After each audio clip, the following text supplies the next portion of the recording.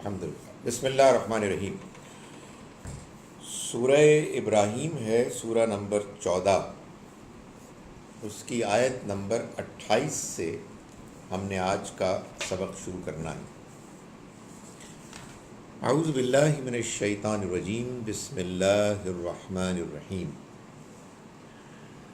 الم تر الی الذین بدلوا نعمت اللہ کفرا، کیا تم نے نہیں دیکھا ان لوگوں کو کہ جنہوں نے اللہ کی نعمت کے بدلے میں ناشکری کی۔ وَأَحَلُّوا قَوْمَهُمْ دَارَ الْبَوَارِ، اور انہوں نے اپنی قوم کو ہلاکت کے گھر میں اتار دیا، لا اتارا۔ وہ ہلاکت کا گھر کیا ہے؟ جہنم، یصلونہا، وہ اس میں داخل ہوں گے۔ یہ بات قرآن مجید اگر آپ سورہ مبارکہ کو ابتدا سے پڑھیں تو معلوم ہوتا ہے کہ بالخصوص مکے کے قریش کے کفار کو کہہ رہا ہے کہ اللہ نے انہیں ایک بے پناہ موقع دیا تھا اپنے گھر کے متولی ہونے کا۔ وہ مکے کے رہائشی تھے، اللہ کے گھر کے رکھوالے تھے۔ اللہ نے ان کو یہ بے پناہ موقع دیا تھا کہ پوری دنیا کا روحانی مرکز گویا کہ ان کی سپرویژن میں تھا، وہ اس کے ذمہ دار تھے۔ اتنی بڑی پریولیج کو پا لینے کے بعد انہوں نے ناشکری کی، اللہ کی طرف سے آئے ہوئے پیغام کی ناقدری کی، اور وہ چیز کہ جو اللہ کی طرف سے نعمت کے طور پر ان کو ملی تھی، انہوں نے اس کے بدلے میں ناشکری کے نتیجے میں اپنے آپ کو بھی اور اپنی قوم کو بھی اس سے محروم کر دیا، اور محروم ہی نہیں کیا بلکہ اپنے آپ کو ہلاکت کے گھر میں جا گرایا، یعنی جہنم میں۔ مطلب یہ ہے کہ جو رویہ یہ قریش کے لوگ اختیار کر رہے تھے، اس رویے کے نتیجے میں اب ان کے اور ان کے فالوورز، ماننے والوں کے لیے سوائے آخرت میں ناکامی کے کوئی اور انجام ممکن نہیں تھا۔ فرمایا وَبِئْسَ الْقَرَارُ، اور وہ بہت برا ٹھکانہ ہے۔ وَجَعَلُوا لِلَّهِ أَنْدَادًا، اور انہوں نے اللہ کے ساتھ مقرر کیے ٹھہرائے اور شریک، یعنی یہ ان کی ناشکری کے رویے کا اظہار تھا۔ یعنی اللہ کی طرف سے جو ان کو موقع ملا تھا، جو انہیں اللہ کے گھر کے رکھوالے ہونے کی حیثیت ملی تھی، اس کا تو یہ تقاضا تھا کہ جس مقصد کے لیے یہ گھر بنا تھا، یعنی اللہ کی توحید کو پریکٹس کیا جائے اور تمام دنیا سے آنے والے انسانوں کو اللہ کی توحید اور اس کے تحت عبادت اور اس کے مختلف ریچولز، اس کے مظاہر کا اظہار یہاں ہو، بجائے اس کے کہ وہ اس کو اختیار کرتے۔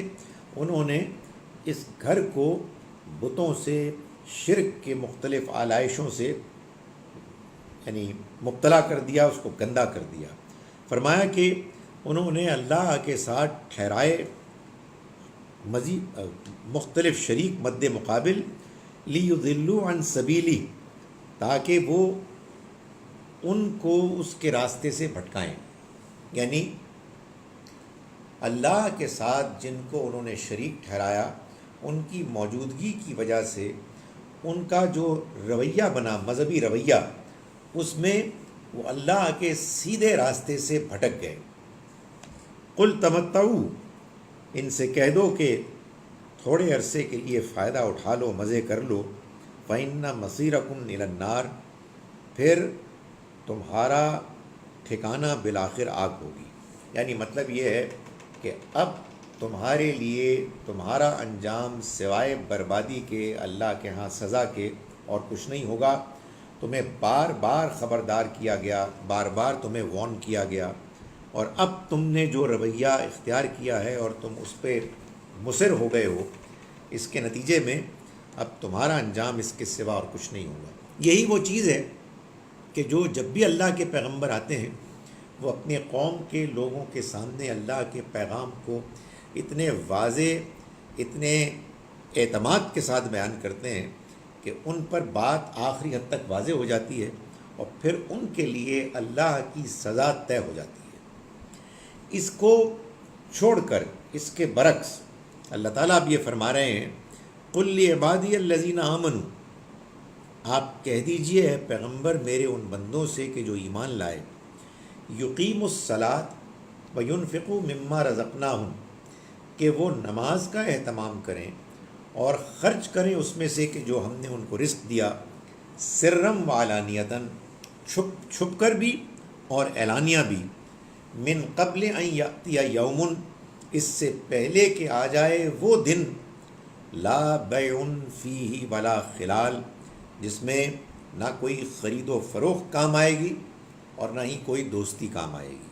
یعنی یہ اب اللہ تعالیٰ ان کفار قریش کے لیڈر سے اپنا خطاب ہٹا کر ان اہل ایمان کی طرف رخ کر رہے ہیں کہ جو نبی اکرم صلی اللہ علیہ وسلم پر ایمان لے آئے، جن کو گویا کہ اللہ تعالیٰ اب تیار کر رہے تھے مستقبل کی قیادت کے لیے۔ یعنی جس زمانے میں یہ آیات نازل ہو رہی تھیں، اس زمانے میں تو قریش کی لیڈرشپ تھی کہ جو غالب تھی، لیکن اللہ کے پیغام کے آ جانے کے بعد اب ان کے دن گنتی کے رہ گئے تھے۔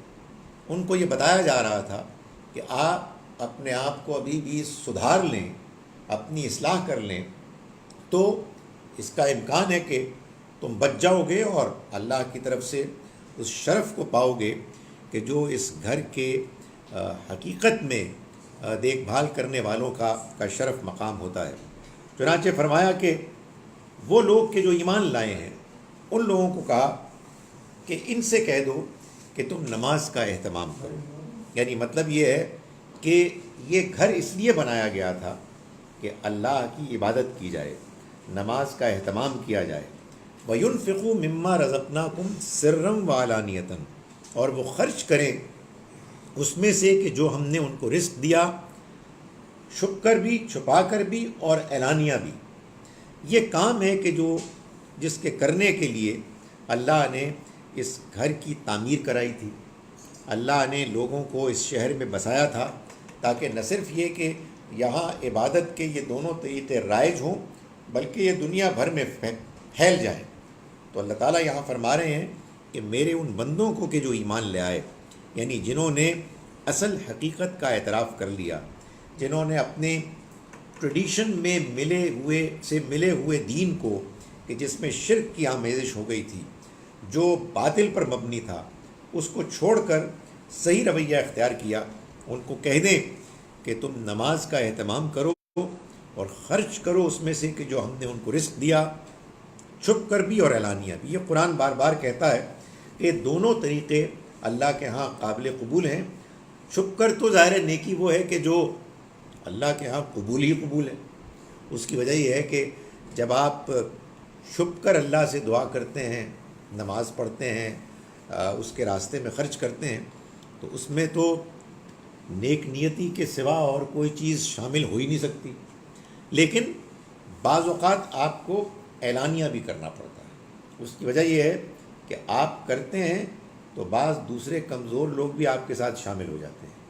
آپ نہیں کریں گے اعلان تو لوگ سمجھیں گے کہ اس کی کوئی اہمیت نہیں ہے، اس کام کے لیے، اس مقصد کے لیے جب کوئی بھی نہیں کر رہا تو آخر ہم کیوں کریں۔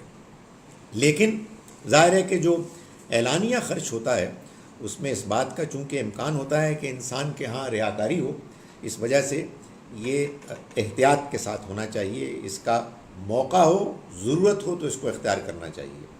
فرمایا کہ یہ کام تم کرو، یعنی نماز کا اہتمام کرو اور خرچ کرو اس میں سے کہ جو ہم نے تم کو رزق دیا، چھپا کر بھی اور اعلانیہ بھی، من قبل ان یاتی یوم، اس سے پہلے کہ آ جائے وہ دن، لا بیع فیہ ولا خلال، جس میں نہ تو کوئی خرید و فروخت ہو سکے گی اور نہ ہی کوئی دوستی کام آئے گی۔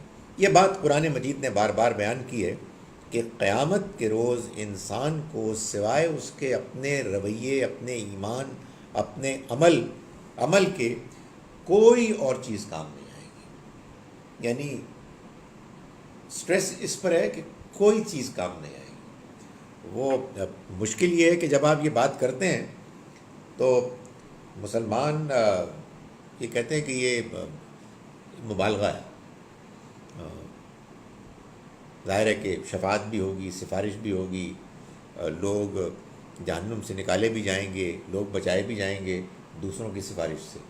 قرآن مجید اس بارے میں بالکل واضح ہے کہ کچھ کام نہیں ہے، نہ کوئی دوستی، نہ کوئی خرید و فروخت. یہ جو شفاعت ہے، سفارش، اس کے بارے میں قرآن مجید نے یہ بات واضح کی ہے کہ یہ اسی صورت میں انسان کے کام آئے گی جب کہ انسان خود سے اپنے ایمان اور نیک اعمال کے نتیجے میں اس مقام تک پہنچ جائے گا کہ جس مقام پر پہنچنے کے بعد اللہ کی طرف سے شفاعت کی اجازت ہوگی. آپ کہیں گے یہ کیا بات ہوئی؟ یہ بات میں کئی مرتبہ تفصیل سے بیان کر چکا. مختصر یہ کہ اللہ کے ہاں کامیابی کے لیے ایک کم سے کم معیار ہے. اس معیار سے اگر کم کسی نے ایمان اور نیک اعمال میں نمبر لیے تو وہ فیل ہے. لیکن اس معیار سے اوپر ایک اور معیار ہے جس تک اگر آپ پہنچ جائیں تو آپ بغیر کسی کی دعا کے، بغیر کسی کی سفارش کے پاس ہو گئے، اور وہ اعلیٰ تر مقام ہے، وہ بڑا مقام ہے. لیکن اس سے کم تر ایک اور کامیابی کا مقام ہے کہ جس میں انسان کو کامیابی ملے گی مگر کسی اور کے کہنے سے. یہ کامیابی کسی کے کہنے پر وہ کامیابی نہیں ہوگی کہ جو کسی کو کے فیل ہونے پر اس کو حاصل ہو سکتی ہے، کہ اس کا کیس تو بالکل ہی بیکار تھا، اس کے پاس کوئی گنجائش ہی نہیں تھی اور وہ کامیاب ہو گیا. نہیں، ایسا کوئی نہیں. اس کا انکار کرتا ہے قرآن بار بار. اور یہاں بھی یہ بات بیان کی گئی ہے کہ قیامت کے دن انسان کو نہ کوئی خرید و فروخت اور نہ کوئی دوستی کام آئے گی. اللہ الذی خلق السماوات والارض، اللہ ہی تو ہے کہ جس نے پیدا کیا آسمانوں کو اور زمین کو. یعنی وہی تو ہے. یہ کس کو کہا جا رہا ہے؟ کہ خاص طور پر مشرکین کو، جو اللہ کو مانتے تھے مگر اللہ کو ماننے کے ساتھ ساتھ وہ غیر اللہ کو بھی مانتے تھے. ان کا یہ کہنا تھا کہ اس میں کوئی شک نہیں ہے کہ اللہ نے آسمانوں اور زمین کو بنایا ہے، مگر یہ بات بھی تو ہے نا کہ آسمانوں اور زمین کو بنانے کے بعد وہ جو نظام چلا رہا ہے، اس نظام کے چلانے میں اس نے اوروں کو بھی شامل کیا ہو. تو قرآن مجید اسی بات کو بار بار بیان کر رہا ہے، واضح کر رہا ہے. قرآن اصل میں لوگوں کے اندر اللہ کی توحید کا تصور راسخ کرنے کے لیے آیا ہے. عقیدے میں بھی، عمل میں بھی، رویے میں بھی، ہر جگہ. تو فرمایا کہ ہے شرک کرنے والو، کیا تم نے غور نہیں کیا کہ اللہ الذی خلق السماوات والارض، اللہ ہی ہے کہ جس نے آسمانوں اور زمین کو پیدا کیا. وانزل من السماء ماء، اور اس نے آسمان سے پانی اتارا. فاخرج به من الثمرات، پھر اس نے نکالا اس کے ذریعے سے، یعنی پانی کے ذریعے سے، من الثمرات، پھلوں کو. کیوں؟ رزقا لکم، تمہارے رزق کے لیے، تمہاری ضرورت کو پورا کرنے کے لیے. تم اس دنیا میں زندہ رہنے کے لیے جن چیزوں کے محتاج تھے، تمہارا جسم، اس کو پورا کرنے کے لیے اللہ نے آسمان سے پانی برسایا، اور اس پانی کے ذریعے سے اس نے فصلیں، کھیت، سبزیاں، پھل، یہ سب کچھ اس نے اگائے. وَسَخَّرَ لَكُمُ الْفُلْكَ لِتَجْرِيَ فِي الْبَحْرِ بِأَمْرِهِ، اور اس نے خدمت میں لگا دیا تمہارے. سخر لکم، تمہارے لیے مسخر کر دیا، یعنی تمہاری خدمت میں لگا دیا. الفلک، کشتی کو. لتجریہ فی البحر بامرہ، تاکہ وہ چلے سمندر میں اس کے حکم سے. وسخر لکم الانہار، اور اس نے خدمت میں لگا دیا تمہارے دریاؤں کو، نہروں کو. یعنی یہ جو سارا نظام ہے پانی کا، یہ تمہاری خدمت کر رہا ہے، تمہاری ضرورتوں کو پورا کر رہا ہے۔ وَسَخَّرَ لَكُمُ الشَّمْسَ وَالْقَمَرَ دَائِبَيْنِ، اور اس نے خدمت میں لگا دیا تمہارے سورج اور چاند کو کہ وہ برابر چل رہے ہیں۔ یعنی تمہیں دن کی روشنی کی ضرورت ہوتی ہے، سورج طلوع ہوتا ہے، تمہیں رات کے اندھیرے کی ضرورت ہوتی ہے، سورج غروب ہو جاتا ہے، تمہیں چاند کی ضرورت ہوتی ہے اپنے مہینوں کی گنتی کرنے کے لیے، وہ طلوع ہوتا ہے، چھوٹا ہوتا ہے، بڑھتا ہے، عروج کو پہنچتا ہے، کم ہوتا ہے، غائب ہو جاتا ہے، اور یہ سب چلے جا رہے ہیں۔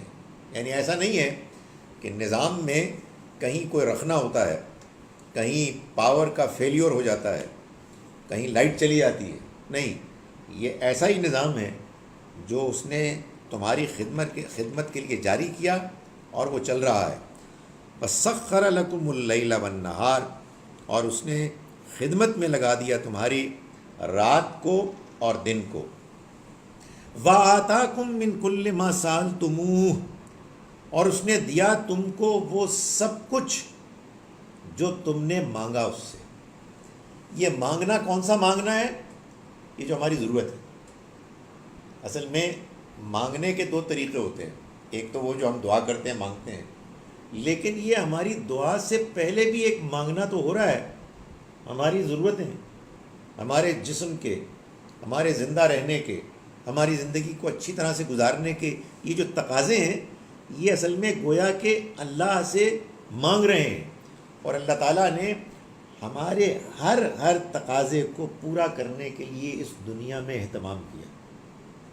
کھانے کے لیے، پینے کے لیے، سانس لینے کے لیے، پہننے اوڑھنے کے لیے، چھت کے لیے، اور یہ تو میں بیسک ایمینٹیز کی بات کر رہا ہوں۔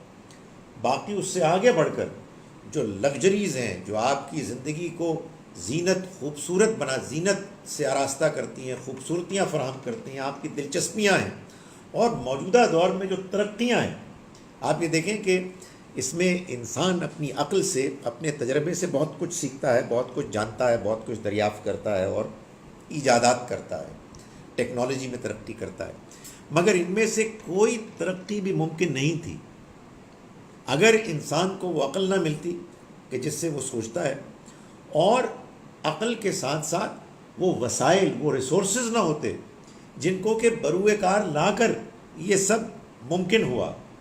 اور پھر ان دونوں کے علاوہ ایک تیسری چیز ہے توفیق۔ انسان کو اس کا امکان ملتا ہے کہ وہ اپنی عقل کو استعمال کر کے ان ریسورسز کو اس طرح سے ایکسپلائٹ کرے، استعمال کرے کہ اس کی ضرورتیں بہتر سے بہتر طریقے سے اس کو حاصل ہوں، اس کے لیے پوری ہوں۔ تو اللہ تعالیٰ یہاں فرما رہے ہیں کہ اس نے وَآتَاكُمْ، اور اس نے دیا تم کو مِن كُلِّ مَا سَأَلْتُمُوهُ، وہ سب کچھ کہ جو تم نے مانگا، یعنی تمہارے وجود نے مانگا، تمہاری شخصیت نے مانگا، تمہارے گروہ نے مانگا، اس انسانیت نے مانگا، وہ سب کا سب جو تم نے مانگا وہ اس نے تمہیں فراہم کر دیا۔ فرمایا وَإِن تَعُدُّوا نِعْمَتَ اللَّهِ لَا تُحْصُوهَا، اور اگر تم شمار کرو اللہ کی نعمت کو تو تم اس کو گن نہیں سکتے۔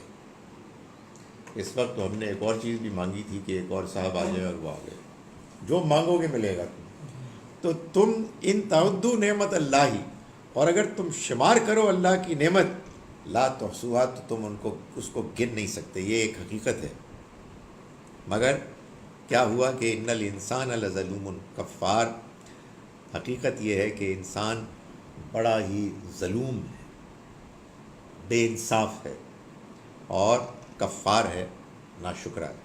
یعنی کتنی بدنصیبی ہے کہ ایک جانب اللہ کی طرف سے یہ ساری نعمتیں جن کی کہ ہمیں ضرورت، یعنی ایک تو یہ نا کہ بندہ یہ کہے کہ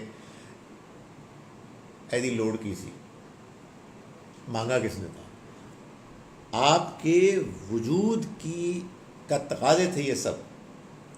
دیکھیں وہ اللہ نے یہ چاہا کہ ہم اس کا شکر ادا کریں، اور اس نے یہ چاہا کہ ہم اس کی عبادت کریں، تو اس نے ہماری شخصیت، اور اس دنیا کو ایسے ڈیزائن کر دیا کہ ہمارے لیے اس کا شکر ادا کرنا، اس کی عبادت کرنا، اس کے آگے جھکنا نیچرل بن جائے، سوائے اس کے کہ ہم کمینے ہو جائیں۔ شاید آدمی ناشکرا بھی تو ہو سکتا ہے نا، اس کے لیے اس نے اختیار دے دیا، آزادی دے دی۔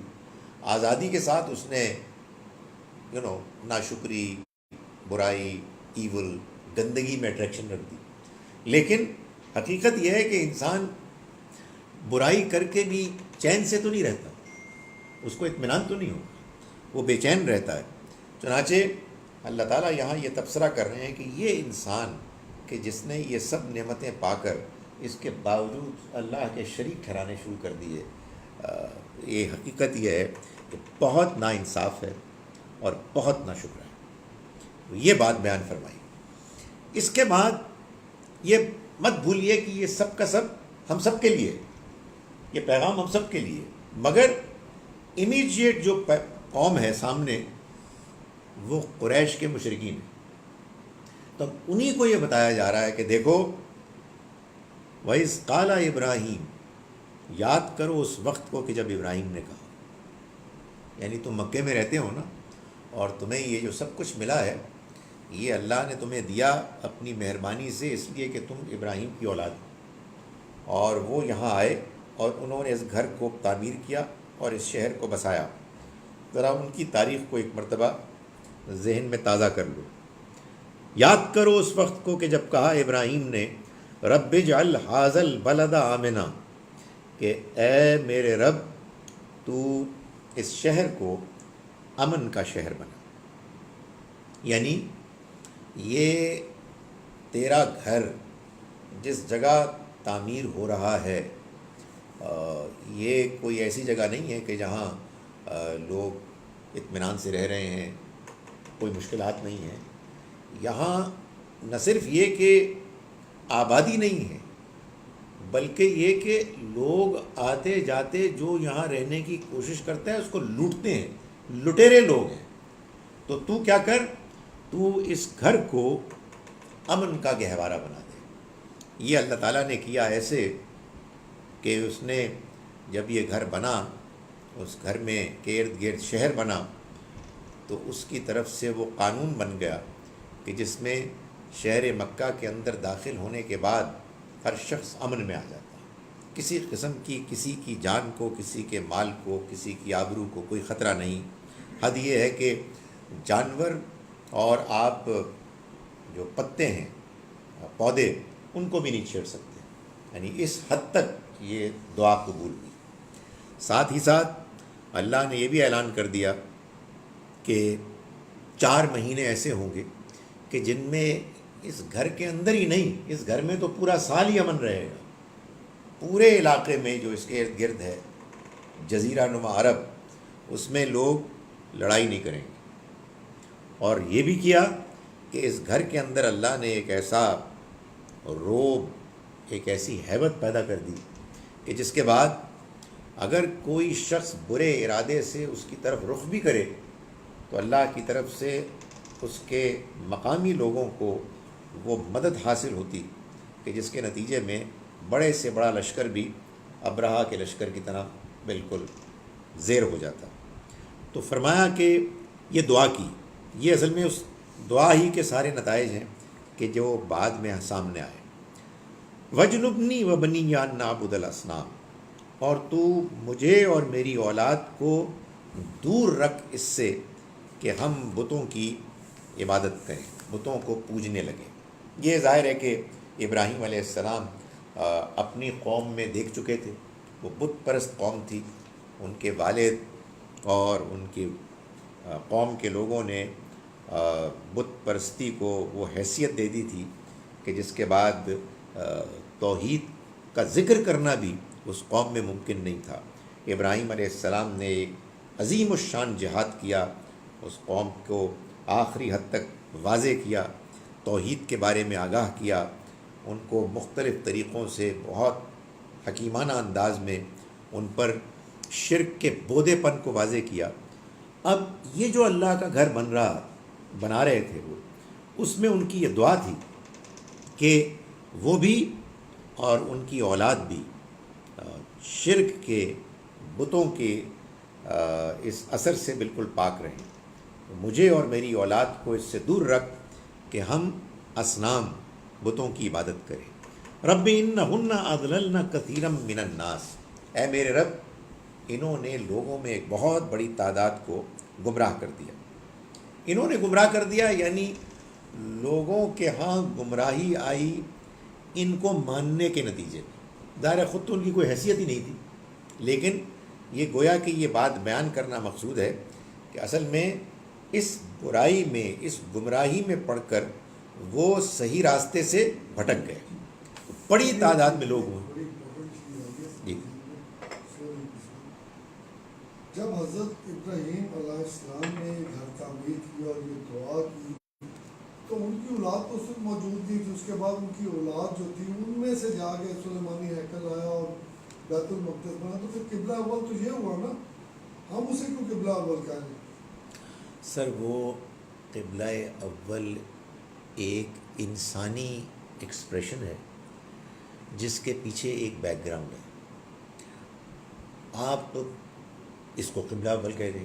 قبلہ اول نہ قرآن میں ہے، نہیں وہ اصل میں دیکھیں ایک بعض اوقات ایک ایکسپریشن ہوتا ہے جس کے پیچھے ایک پس منظر ہوتا ہے. قبلہ اول نبی اکرم صلی اللہ علیہ وسلم کی تشریف آوری کے بعد مسلمانوں کے لیے، جس کے بعد خانہ کعبہ کی طرف انہیں رخ کیا، تو وہ بتانے کے لیے یہ اصطلاح استعمال ہوتی ہے. آپ کو پسند نہیں اس کو ریجیکٹ کر دیں، یہ کوئی دینی بات ہی نہیں ہے. یہ اصل میں ایک حقیقت کو بیان کرنے کے لیے بعض لوگوں نے ایکسپریشن اختیار کر لیا. یا اس میں کوئی شک ہی نہیں ہے کہ پہلا اللہ کا گھر، یہ قرآن خود کہتا ہے انا اول بیت وضع للناس. وہ قبلہ اول، میں ایک تو بات یہ کہہ رہا ہوں نا کہ یہ کوئی دینی ایکسپریشن ہی نہیں ہے. وہ اس بات کو بیان کرنے کے لیے بعض لوگ اختیار کرتے ہیں کہ جب مسلمان مدینہ منورہ گئے تو وہ بیت المقدس کی طرف رخ کرتے تھے، اس کے بعد انہوں نے خانہ کعبہ کی طرف رخ کیا. اس زمانے میں، یہ زمانہ درمیان کا زمانہ ہے، اس سے پہلے صدیوں خانہ کعبہ بیت اللہ کی طرف لوگ رخ کر کے نماز پڑھتے تھے. تو اس پوائنٹ آف ویو سے بالکل صحیح آپ کہہ رہے ہیں کہ قبلہ اول یہی ہے. لیکن یہ جو لفظ ہے، یہ جو ایکسپریشن ہے، یہ اصل میں اس خاص موقع کے لحاظ سے کہا جاتا ہے. سو یہ کوئی ایسی چیز ہے ہی نہیں کہ جس کو کہ آپ دینی طور پر اہم سمجھیں. لیکن تاریخ یہ بتاتی ہے کہ یہودی اور عیسائی اس زمانے میں جیسے کہ اس خانہ کعبہ سے نابلغ تھے، ان کے لیے بیت المقدس ہی اسی کو جانتے تھے. اس کو حالانکہ حضرت ابراہیم نے اتنی بڑی بات تھی، ان کی اس تاریخ میں آنا چاہیے تھا. دیکھیں بات یہ ہے کہ یہ ایک الگ موضوع ہے کہ خانہ کعبہ کے بارے میں کیا اہل کتاب واقف تھے.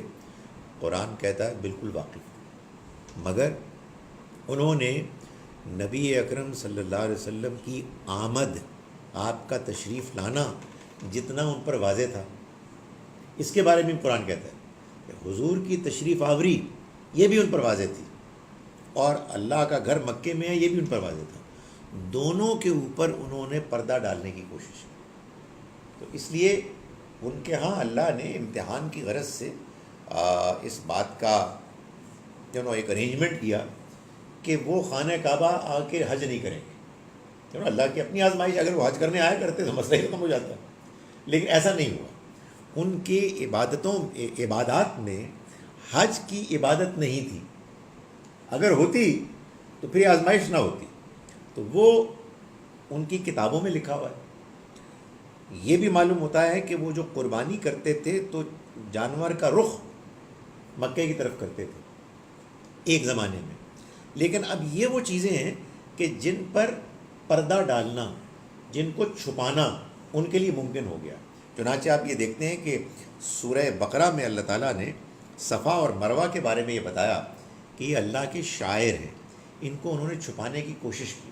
اور پھر آگے یہ فرمایا کہ وہ لوگ کہ جو یکتمون الحق، حق کو چھپاتے ہیں اس کے بعد کہ وہ واضح ہو گیا، وہ اللہ کے ہاں کسی قسم کا کوئی کنسیشن نہیں پائیں گے. وہ اللہ کے ہاں پکڑے. شاعر کا مطلب ہے وہ ریلیجس سمبلز کہ جن کو اللہ نے طے کیا ہے. صفا مروہ، اللہ کا گھر خانہ کعبہ، حجر اسود، جمرات، منا، مزدلفہ، عرفات، یہ سب شاعر ہیں. تو فرمایا کہ انہوں نے یہ دعا کی کہ، اور دعا میں فرمایا کہ ربی انہن اضللن کثیرا من الناس، اے میرے رب انہوں نے تو بہت سے لوگوں کو گمراہ کیا. فمن تبعنی فانہ منی، جس کسی نے میری پیروی کی تو وہ مجھ میں سے ہوگا. یعنی میں اپنی ساری اولاد کے بارے میں نہیں کہہ رہا، یعنی یہ تیرا گھر بننے والا ہے، اس گھر میں تیری توحید کا پرچار ہوگا، اس سے بت پرستی اور شرک کو ختم کیا جائے گا، اور میں جس مشن کو لے کے چلا ہوں اس میں جو لوگ جو میری اولاد میں سے میرے ساتھ شامل ہوں گے وہی مجھ میں سے، میرے گروہ میں سے مانے جائیں گے. ومن عصانی، اور جس نے میری نافرمانی کی، فإنک غفور الرحیم، تو تو مغفرت کرنے والا، رحم کرنے والا. کیا بات ہے، کیا بات ہے. خدا کی قسم ہم مسلمانوں کو یہ توفیق نہیں ہوتی. یہ رحمی، یہ رحمت، یہ نرمی، یہ مغفرت، یہ ہمارے پیغمبروں کا طریقہ تھا. ہم تو لان تان، وہ اللہ معاف کرے، اف تو اللہ بچائے، اس سے محفوظ کرے. یعنی اللہ کا عظیم بندہ اللہ کا گھر تعمیر کرنے کے موقع پر وہ یہ فرما رہا ہے کہ اس کو اب بت پرستی سے پاک کرنا ہے، اور جو میرے ساتھ ہوں گے، میرے پیروکار ہوں گے، وہی مجھ میں سے ہوں گے. لیکن جو تیری نافرمانی کریں تجھ سے تو درخواست ہے ان کو ہی معاف کرو، انکا غفور الرحیم. یہ جس اسلوب میں یہ آیتیں آ رہی ہیں، جی کیونکہ اس سے اگلی آیت پہ میں تھوڑا سا ایک آیت پیچھے ہی آپ سے سوال اس لیے بھی کر رہا ہوں کہ وہ اگلی آیت میں آگے تو یہ بالکل کلیئر ہو جاتا ہے کہ وادی غیر ذی زرع تھی، کہ وہاں کچھ بھی نہیں تھا اس سے پہلے جب آپ تشریف لائے اور یہ کام شروع ہوا. تو پھر اس میں یہ اسلوب کیوں اختیار کیا گیا ہے ایز ایف کہ یہ بیان حال ہو رہا ہے، as if of today. Basically اگر دیکھا جائے تو ایک فیوچرسٹک ان کی وہ تھی، اس کو ویژن کہہ لیں، پریڈکشن کہہ لیں، کچھ بھی، کہ نہ تو اس وقت وہاں غلط تھا. یہی کہتے ہیں سب سے پہلی وہ آبادی تھی جو جی جس کی وجہ سے پھر سب تعمیرات شروع ہوئی، اس کی جو لوگ آ کے بسے اور یہ سینٹر آف اٹریکشن جو تھا وہ اللہ کا یہ گھر بنا. تو یہ تھوڑا سا اس میں مطلب بعض اوقات آدمی یہ پڑھ رہا ہوتا ہے تو دیکھتا تو یہی ہے کہ بھائی کوئی بھوت ہیں جو سامنے نظر آ رہے تھے، جن کے بارے میں اشارہ کر کے بتایا جا رہا ہے کہ یہ گمراہ کر رہے تھے یا ان کی وجہ سے لوگ گمراہ، یا یہ کہ اس گھر کو اور اس شہر کو امن کی جگہ بنا. مگر آگے اب کہتے ہیں نا کہ اسکر تو تو اب یہاں آگے بتا رہے ہیں کہ میں تو ان کو بسانے لگا ہوں یہاں پہ. جی جی یہ پچھلی دو آیتیں اس کا مطلب کہ آگے کی بات کر رہی ہیں اور پچھلے اس کے ایکسپیرینس کی بیس پہ.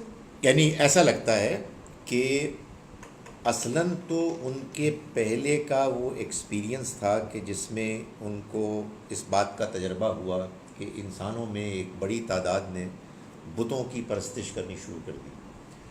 وہ اب اللہ کی توحید کا مرکز تعمیر کرنے جا رہے ہیں، تو وہ اس بات کا اظہار کر رہے ہیں کہ وہ گمراہی یہاں نہ آئے، بت پرستی یہاں نہ آئے. میں اس کو تھوڑا سا لنک کر دوں. جی اب جو سورہ طٰہٰ میں جو بیان آیا ہے سارا اس کا، اور اس کے بعد اس میں سورہ انبیاء میں جس میں یہ بت توڑنے والے اور سارے سورہ انبیاء میں سے تو وہ ان دونوں کو اگر لنک کیا جائے وہ واقعہ اس واقعے سے پہلے کا ہے. یقیناً پہلے کا ہے بھائی. وہ واقعات دیکھیں نا، یہ یوں ہوا، ابراہیم علیہ السلام نے سب سے پہلے اپنی اس قوم کو دعوت دی کہ جس میں وہ پیدا ہوئے. یہ بات ہے عراق کی، اور کی وہ جو علاقہ ہے اس میں ان کے والد بھی تھے. وہاں سے انہوں نے اتمام حجت کرنے کے بعد، جس میں جو انہوں نے دعوت دی اور جو طریقہ اختیار کیا اس میں بتوں کو توڑا بھی.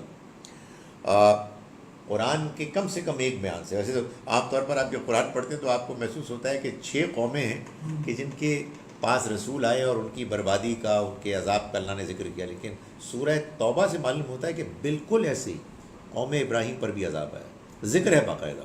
وہ قرآن کا اپنا انداز ہے کہ بعض اوقات ایک جگہ ذکر کر کے تو وہ باقی جگہوں پر امپلائڈ مانتا ہے. وہاں عذاب آ گیا. اب وہ وہاں سے ہجرت کر کے گئے فلسطین، اور وہاں انہوں نے پڑاؤ ڈالا. وہاں ان کے حضرت سارہ سے، پھر اس کے بعد حضرت حاجرہ سے ان کی شادی نکاح ہوا، اور پھر حضرت حاجرہ کو لے کے حضرت اسماعیل کے ساتھ میں یہاں آ گئے. تو یہ ہوا. تو یہ ایک عرصہ ہے، مجھ سے کوئی 20 سال تو پیچھے گئے. جوانی کا ہے. جی وہ پچھلا زمانہ ہے. اس وقت تو غالباً آپ صلی اللہ علیہ وسلم کی وہی جو حال ہے والی کیفیت سے چل رہے تھے. ایسا ہی تھا. تو یہ انہوں نے دعا کی. اور اب وہ بات ہے کہ جو اللہ کے گھر سے براہ راست متعلق ہے. ربنا انی اسکنت من ذریتی بواد غیر ذی زرع عند بیتک المحرم. اے ہمارے رب، میں بسا رہا ہوں اپنی اولاد میں سے ایک ایسی وادی میں کہ جو غیر ذی زرع ہے، یعنی جو بن کھیتی کی وادی ہے. عند بیتک المحرم، تیرے گھر کے پاس، تیرے محترم گھر کے نزدیک. یہ میں اب کرنے جا رہا ہوں. ربنا، اے ہمارے رب، لیقیم الصلاۃ، تاکہ وہ نماز کا اہتمام کرے. پہلے آپ نے دیکھا تھا کہ نماز کا اہتمام بھی تھا، اللہ کے راستے میں خرچ کرنے کا بھی تھا. یہاں صرف نماز کا ذکر کیا گیا، جو اس حقیقت کا بیان ہے کہ اگر دین کے پورے نظام کو سمجھا جائے تو نماز کا اہتمام اس کی سب سے اوپر چوٹی پر ہے. اور اگر وہ اہتمام ٹھیک طرح سے ہو جائے تو باقی تمام معاملات آپ سے آپ ٹھیک ہو جائیں گے. بعض اوقات آپ کہتے ہیں نا کہ ایک چیز اگر دیکھ لی جائے تو پھر وہ سب کی سب چیزیں آپ سے آپ اس کے ذریعے سے ٹیسٹ ہو جاتی ہیں. جیسے کہ حضرت عمر کے بارے میں کہتے ہیں کہ وہ جب کسی کو اپوائنٹ کرتے تھے کسی اہم ذمہ داری پر، تو وہ اس کے بارے میں معلوم کرتے تھے کہ اس کی نماز کیسی ہے. یعنی اگر نماز کی کوالٹی اچھی ہے تو بس ٹھیک ہے، باقی معاملات آپ سے آپ ٹھیک ہوں گے. ظاہر ہے اس کا یہ مطلب نہیں ہے کہ انہوں نے دعا کی نماز کے لیے اور باقی لوگ جو کچھ بھی کریں. نہیں، یہ نماز وہ حقیقی نماز ہے کہ جس کے اپنے صحیح روح کے ساتھ اختیار کرنے کے نتیجے میں دین کے دوسرے معاملات تو آپ سے آپ ٹھیک ہو ہی جائیں گے. فجعل افئدۃ من الناس تہوی الیہم، چنانچہ لوگوں کے دل تو ان کی طرف مائل کر دے. ورزقہم، اور تو انہیں رزق دے، من الثمرات، پھلوں کی روزی کے ذریعے سے، لعلہم یشکرون، تاکہ یہ شکر ادا کریں، تاکہ یہ شکر گزار بنے. یہ دعا ہے کہ جو وہ اپنی اولاد کے لیے، ان لوگوں کے لیے کہ جن کو وہ یہاں بسا کر چھوڑ کے جانے والے تھے، ان کے لیے کر رہے ہیں. ربنا انک تعلم ما نخفی وما نعلن، اے ہمارے رب، تو جانتا ہے اس کو بھی کہ جو ہم چھپاتے ہیں اور اس کو بھی کہ جو ہم ظاہر کرتے ہیں. یہ بات قرآن مجید نے کئی جگہوں پر بیان کی ہے اور اس کا مطلب ہم جانتے ہیں، لیکن اس خاص کانٹیکسٹ میں اس کا ایک مطلب اور بھی ہے، اور وہ یہ ہے کہ یہ حقیقت ہے کہ بعض اوقات آپ جب دعا کر رہے ہوتے ہیں تو آپ کے الفاظ آپ کے اپنے پوری کیفیت کو نہیں سمیٹتے، بہت سی چیزیں رہ جاتی ہیں، اور آپ توقع کر رہے ہوتے ہیں، آپ کے اندر ایک جستجو، خواہش، ایک تمنا ہوتی ہے، الفاظ میں کچھ نہ کچھ آپ بولتے ہیں، لیکن کچھ چیزیں وہ بھی ہیں کہ جو چھپی رہ جاتی ہیں، جو بیان میں نہیں آ سکتی، نہیں آ پاتی. تو یہاں انہوں نے اس کو بھی گویا کہ ایک خاص انداز میں شامل کر لیا کہ اے ہمارے رب، تو جانتا ہے اس کو بھی کہ جو ہم چھپاتے ہیں اور جو ہم ظاہر کرتے ہیں. وما یخفی علی اللہ من شیء فی الارض ولا فی السماء، اور حقیقت یہ ہے کہ اللہ سے کچھ بھی چھپا ہوا نہیں ہے، نہ زمین میں نہ آسمان میں. قرآن مجید میں آپ کئی جگہوں پر یہ دیکھیں گے کہ ایک بیان آ رہا ہے، وہ بیان بعض اوقات ایک سٹیٹمنٹ ہوتی ہے، لیکن اس سٹیٹمنٹ میں درمیان میں اللہ تعالیٰ روک کے اپنی بات کو ایڈ کرتے ہیں. یہاں بھی یہی ہو رہا ہے کہ وہ جو ابراہیم علیہ السلام نے دعا کی، اس دعا کو روک کر اللہ تعالیٰ یہ واضح کر رہے ہیں کہ یہ حقیقت ہے کہ اللہ سے کوئی چیز بھی چھپی ہوئی نہیں ہے، نہ زمین میں اور نہ آسمان میں. چنانچہ اگر تم دعا کر رہے ہو اور دعا میں تم سے الفاظ میں کچھ چیزیں رہ بھی جاتی ہیں تو اس کا بالکل تم اس کی فکر نہ کرو، پرواہ نہ کرو، اس لیے کہ اللہ سب کچھ جانتا ہے، جو کچھ آسمان میں ہے اور جو کچھ زمین میں۔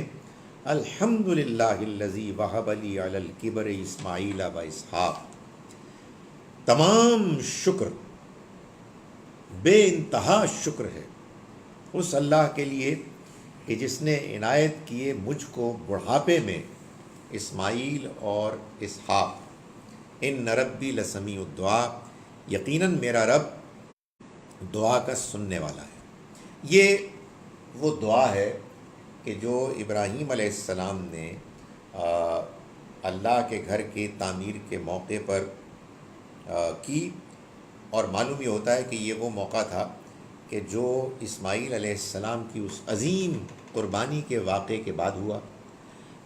اس کے بعد اللہ نے ابراہیم علیہ السلام سے خوش ہو کر، یہ بات بائبل سے معلوم ہوتی ہے، قربانی کے واقعے سے خوش ہو کر اللہ نے اسحاق علیہ السلام کا تحفہ، خوشخبری بھی ابراہیم علیہ السلام کو دی۔ اس ساری دعا اور بیان سے یہ بات بالکل واضح ہوتی ہے کہ ابراہیم علیہ السلام نے اسماعیل علیہ السلام اور ہاجرہ علیہ السلام کو مکے میں اس وقت لا کے بسایا کہ جب ان کی عمر وہ تھی کہ جس میں وہ بھاگتے دوڑتے تھے، قربانی کے واقعے سے گزر چکے تھے، اللہ کے گھر کی تعمیر میں وہ شامل ہوئے تھے اور سمجھدار اور اپنے کام کاج کرنے والے بن گئے تھے۔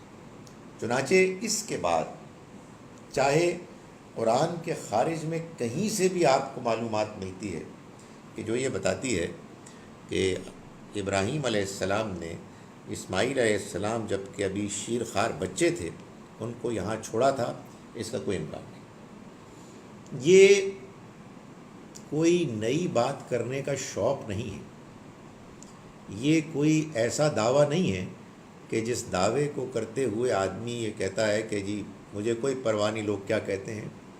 یہ وہ حقیقت ہے کہ جو قرآن مجید کے اس واضح بیان سے اتنی صاف ہو جاتی ہے کہ اس کے انکار کی کوئی گنجائش نہیں۔ قرآن مجید اللہ کی کتاب ہے کہ جو کسوٹی، تمام باتیں دین سے متعلق قرآن مجید کی اس کسوٹی میں پرکھ کر طے کی جائیں گی کہ وہ قابل قبول ہیں یا نہیں ہیں۔ چنانچہ وہ تمام واقعات، چاہے وہ مسلمانوں کی ٹریڈیشن میں، ان کے بیانات میں، ان کی تقاریر میں، ان کے جذبات میں، حد یہ ہے کہ حج کے اس اہم رکن صحیح میں ہر ایک کے ذہن میں یہ کچھ ہوتا ہے، چاہے کتنی ہی مقبول کیوں نہ ہو، لیکن قرآن مجید کا یہ مقام اس انڈرسٹینڈنگ کو کا انکار کرتا ہے، اس کا کوئی امکان نہیں۔ وہ جو ایڑیاں مار رہے تھے اور زمزم نکلا تھا، اس کا کوئی امکان نہیں ہے۔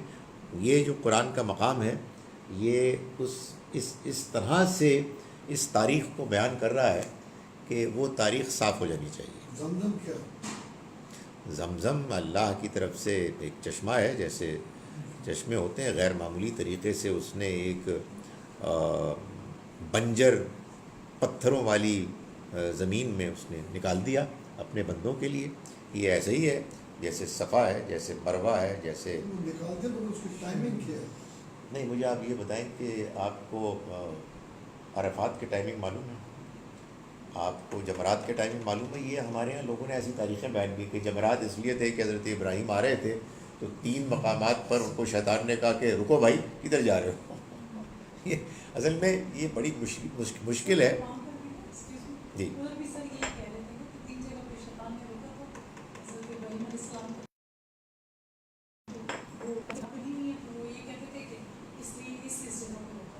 گزارش یہ ہے کہ یہ امت کہانیوں میں کھو گئی ہے، اور کہانی جو ہے کیا کہنے کہانی کے، کہانی جب آپ کے اوپر چڑھ جائے، غالب آ جائے، تو اس کے بعد قرآن کی تو صرف آپ تلاوت ہی کر سکتے ہیں۔ تو کہانیاں جو ہیں بعض اوقات سچی ہوتی ہیں، وہ تو رائے شاندار سچی کہانی ہے، سورہ یوسف میں یہ کہانی جو اس وقت ہم پڑھ رہے ہیں یہ شاندار سچی کہانی ہے. اور بہت سی کہانیاں ہوتی ہیں جو شاندار تو ہوتی ہیں لیکن گپ ہوتی ہیں. اگر کوئی کہانی قرآن کے بیان سے ٹکرا رہی ہے تو اس کی کوئی حیثیت نہیں. اس لیے یہ بات یہاں بالکل واضح ہے. اور دیکھیں کیا ہوتا ہے، میں آپ سے گزارش کروں کہ اگر آپ اللہ کے بتائے ہوئے پیغام کے خلاف کوئی چیز مان لیتے ہیں محض اس لیے کہ آپ کی ٹریڈیشن میں، یہ بڑی مصیبت ہے نا کہ آپ کی ٹریڈیشن میں آ گئی، آپ کے یہاں مقبول ہو گئی، زباں زد عام ہو گئی، تو آپ نے کہا کہ یہ سچائی ہے.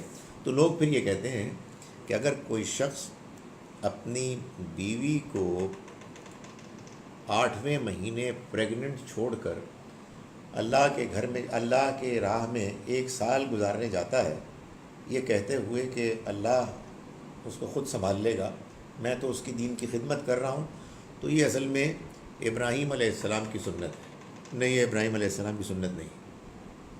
ابراہیم علیہ السلام کے بارے میں یہ بات، یہ دعویٰ بالکل غلط ہے. انہوں نے ایسا ہرگز نہیں کیا. حقیقت واقعہ یہ ہے کہ اگر آپ اس واقعے کو مان لیں تو پھر تو یہ کرنا بہت بڑی نیکی ہوگا کہ ادھر آپ کے یہاں بچہ پیدا ہوا چند دنوں کا، آپ نے کہا بی بی اب تم سنبھالو، تمہارا رب تمہاری مدد کرے گا، میں جا رہا ہوں ٹمبکٹو، وہاں میں لوگوں کو دعوت دوں. لیکن اس طرح کی کوئی چیز نہیں تھی. باقاعدہ گھر بنایا گیا، تعمیر ہوا، اسماعیل علیہ السلام کو ایک خاص عمر تک پہنچایا گیا. اور پھر بھی وہ فکر مند تھے.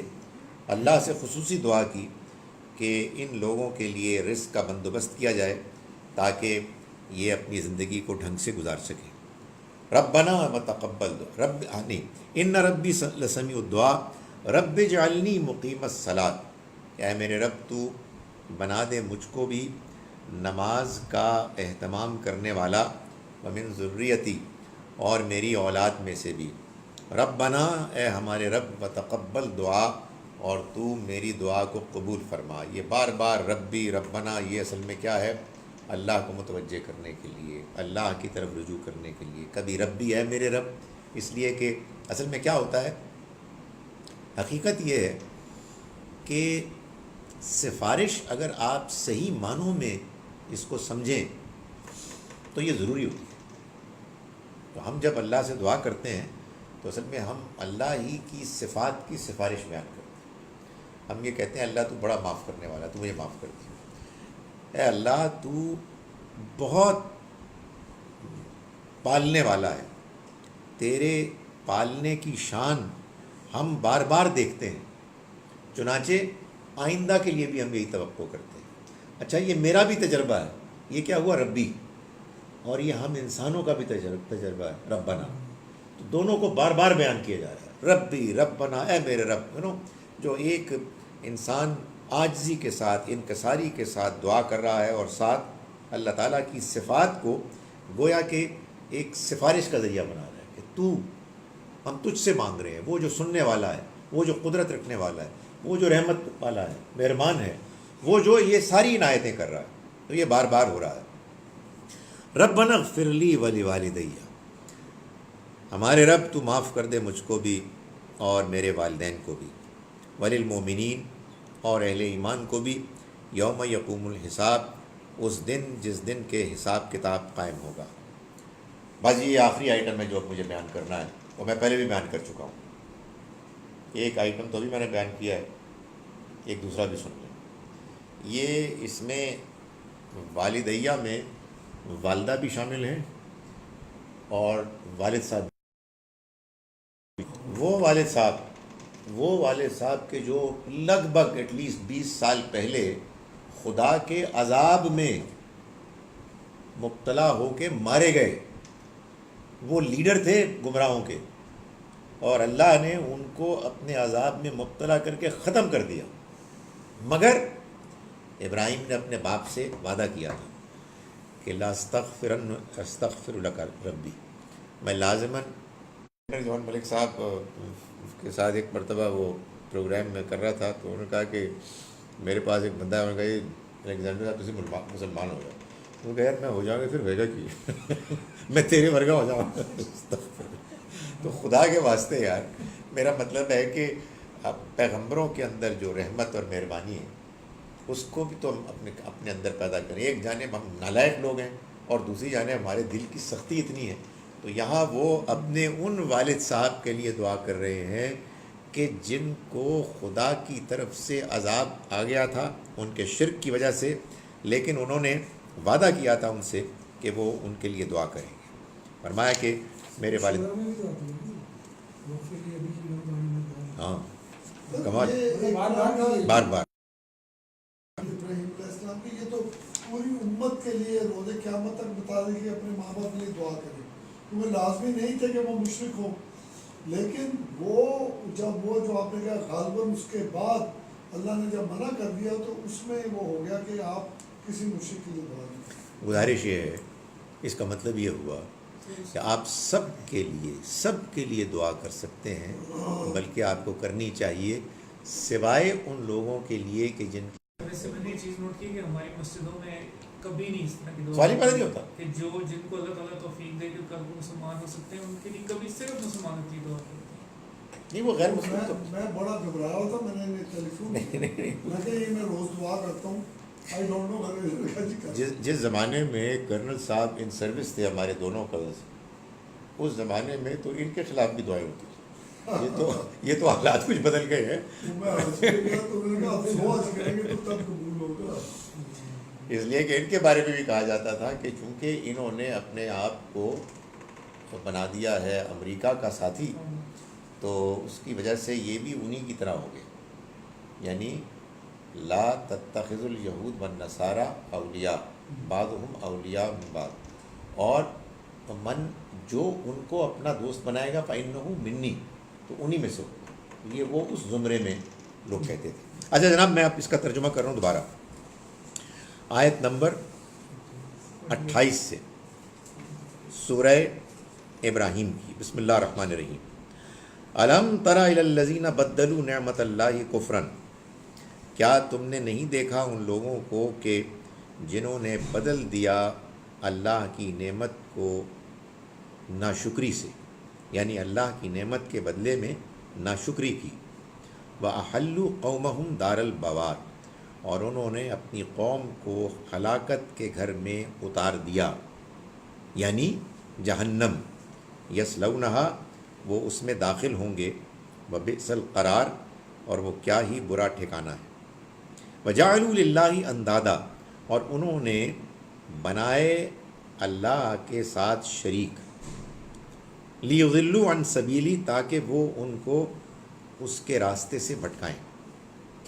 قُلْ تَمَتَّعُوا، آپ کہہ دیجئے کہ کر لو مزے کچھ دیر کے لیے. فَإِنَّ مَصِيرَكُمْ إِلَى النَّارِ، پھر اس کے بعد تمہارا ٹھکانہ تو جہنم آگ ہی ہوگی. قُلْ لِعِبَادِيَ الَّذِينَ آمَنُوا، اور پیغمبر آپ کہہ دیجئے میرے ان بندوں کو کہ جو ایمان لائے. يُقِيمُوا الصَّلَاةَ وَيُنْفِقُوا مِمَّا رَزَقْنَاهُمْ، وہ نماز کا اہتمام کریں اور خرچ کریں اس میں سے کہ جو ہم نے ان کو رزق دیا. سرًا وعلانیۃً، چھپ کر بھی اور اعلانیہ بھی. من قبل ان یأتی یوم، اس سے پہلے کہ آ جائے وہ دن. لا بیع فیہ ولا خلال، جس دن نہ کوئی خرید و فروخت ہو سکے گی نہ کوئی دوستی کام آئے گی. اللہ الذی خلق السماوات والارض، اللہ وہ ہے کہ جس نے آسمانوں اور زمین کو پیدا کیا. وَأَنزَلَ مِنَ السَّمَاءِ مَاءً، اور اس نے اتارا آسمان سے پانی. فَأَخْرَجَ بِهِ مِنَ الثَّمَرَاتِ رِزْقًا لَكُمْ، پھر اس نے نکالا اس کے ذریعے سے پھلوں کو تمہارے رزق کے لیے. فَسَخَّرَ لَكُمُ الْفُلْكَ، اور اس نے خدمت میں لگا دیا تمہارے لیے کشتیوں کو. لِتَجْرِيَ فِي الْبَحْرِ بِأَمْرِهِ، تاکہ وہ تیریں سمندر میں اس کے حکم سے، چلیں سمندر میں اس کے حکم سے. وَسَخَّرَ لَكُمُ الْأَنْهَارَ، اور اس نے کام میں لگا دیا تمہارے دریاؤں کو، نہروں کو. وَسَخَّرَ لَكُمُ الشَّمْسَ وَالْقَمَرَ دَائِبَيْنِ، اور اس نے کام میں لگا دیا تمہارے سورج اور چاند کو جو برابر چلے جا رہے ہیں، مستقل اپنے کام میں لگے ہوئے ہیں. وَسَخَّرَ لَكُمُ اللَّيْلَ وَالنَّهَارَ، اور اس نے کام میں لگا دیا تمہارے رات کو اور دن کو. وَآتَاكُم مِّن كُلِّ مَا سَأَلْتُمُوهُ اور اس نے دیا تم کو وہ سب کچھ کہ جو تم نے اس سے مانگا. وَإِن تَعُدُّوا نِعْمَتَ اللَّهِ اور اگر تم اللہ کی نعمت کا شمار کرنے لگو لا تحصوها تو تم اس کو نہیں گن پاؤ گے. ان الانسان لظلوم کفار لیکن یہ انسان یہ بہت ناانصاف ہے، بہت ناشکرا.